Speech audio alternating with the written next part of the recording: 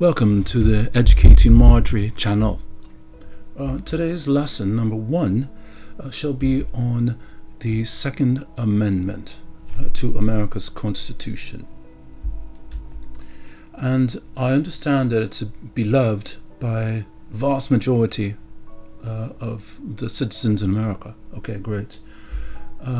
And some of them are just fighting vigorously to defend it. And I'm thinking, why?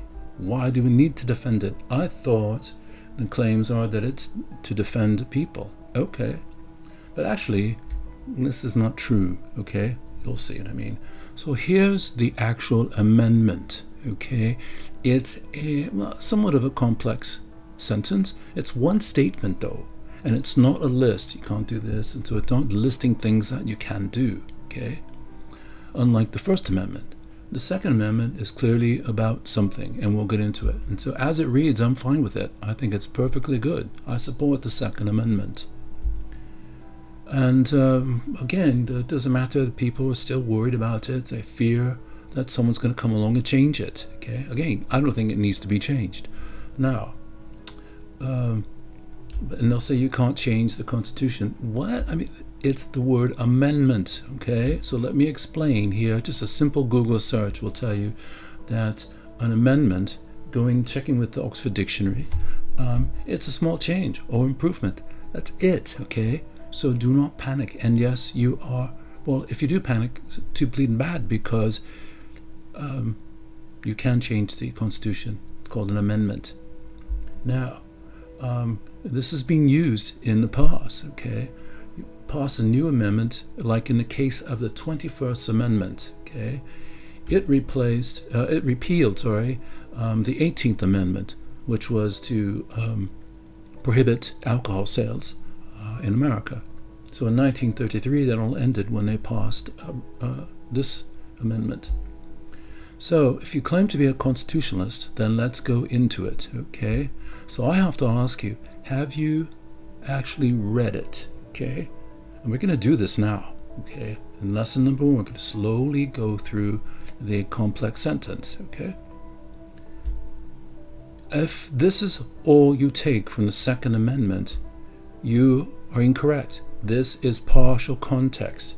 Cannot be disputed. We'll talk about these other cases and so forth in the Supreme Court, but this is language we are looking at, okay? And if you get partial context, you get it out of context. End of story. You can scream, sort of challenge that all you want. Won't make a difference. So let's go through it, okay? Second Amendment, okay? Brilliant. It was written by James Madison in 1791, America's 4th president. And he was also a pretty, interesting guy, because he didn't like Christianity. He said it was full of superstition, bigotry, and persecution. Wow. There's your Second Amendment, man. Okay. Now let's take a look at this complex statement. It is made up of 4 clauses, separated by 3 commas, okay? Now, don't give me this nonsense about rush to the thing. No, a comma is just a pause. A comma has never been a clause. It has never will be. If you do understand that to be, then show me in any textbook, rules for using the pause. There isn't. This is how you use commas. This is from a university English textbook by Diane Hacker, American writer. And have a go. Check it out. There's the link for you guys. Okay. So now let's talk about the structure. Yes, I mean the structure of this Second Amendment. This is it in its entirety, because all the rest of the words also matter. So this is the first clause, okay, separated by the comma off the word militia. What happens in the first clause, or actually what's known as the introductory clause, where you introduce your subject, okay? So in clause number 1, the rest of it is hooked into the subject matter. We'll talk about it. This is how we construct sentence. So second clause is a supporting clause to tell you why. So the well-regulated militia being necessary for the security of a free state. That's why I need a militia. And what are militias made up of? They are made up of people. So when it says the right of the people to keep and bear arms, this is also a supporting paragraph, a supporting clause to tell you who those people in the militia. And you can dispute all you want, it won't change the language here. This is a supporting clause for why, that's the who, and then of course it's shall not be infringed. Yeah, I get it, because if you are part of the militia, the regulated militia, and you called upon in the middle of the night, okay, go, get your gun, go, join up. I got it. This is, if that's all you know on the Second Amendment, you only have partial context. This is the full context. The subject is the militia, okay? That's it.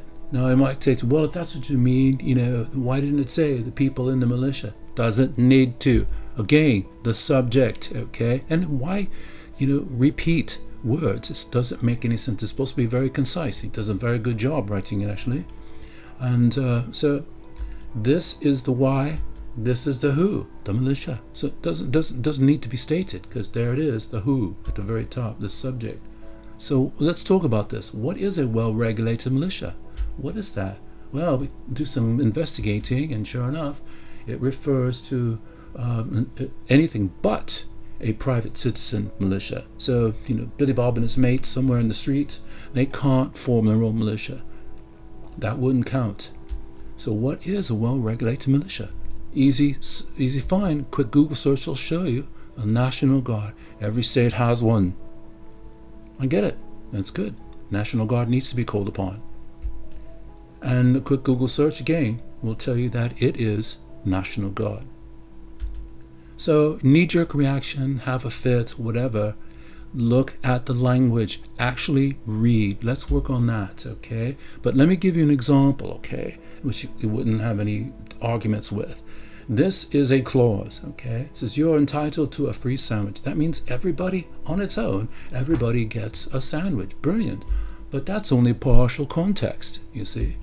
If you examine the whole sentence, if you are a worker in the deli, you are entitled to a free sandwich. That is full context, okay? So let's ease up on the gun talk, okay? We know they're not, things we can take lightly, okay? But we can do better. We can read, okay?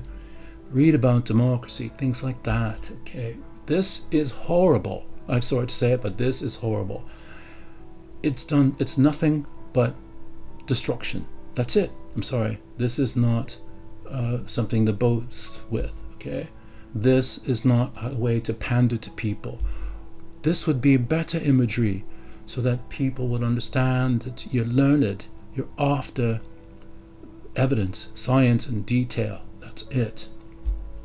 Repeatability. Let's stop burning books in the state of Georgia, for Christ's sakes, and other states too, but just pointing this out, that it's a thing, and it's very recent. It's terrible. Banning books, burning them on fire. This is crucible sort of behavior. So let's read. Here's a book by Mark Twain, great American writer, on the Constitution. And you might learn some things along the way, and you read, like in 1939, the Supreme Court said no to sawed-off shotguns. You can't have that. And so now we hear people discussing, saving the Second Amendment because it's our right to defense. No, that's not. How did it go from well-regulated militia to self-defense? Well, these two cases in particular, 08, the Hiller case, and the McDonald case in 2010. In the Hiller case, they really say they ignore the well-regulated militia. That's just amazing. So it's just, and both of them, the other one, the McDonald, is mainly using the 14th Amendment to make its case. Now, but both of those neither are factual. They're not following the letter of the Constitution, which is the Second Amendment. They bring it up in it, but it's just strictly opinion and interpretation, and a good sales pitch. So I'm suggesting everyone get out there and read these things, know your stuff. So let's do this. Let's conduct some unbiased research at credible institutions, MIT, whatever. Okay, it has to be unbiased. Okay, and know your stuff before you speak. That's it. And you could read the Bill of Rights, but that's a good place to start. But you have to remember there are 27 as of 2023. So the Bill of Rights is only the first 10. So grab a book that has the whole Constitution and the 27 amendments. That'd be a better choice. So well done. Thank you for your time. And hopefully you come back for lesson number 2, which is going to be a grand one, you'll see. So thank you for your time, really. And we'll chat next time. Do note that I upload lessons on Tuesdays and Thursdays. And hopefully you'll enjoy them. So we'll see you next Tuesday. Okay. Thank you for your time. Cheers for now.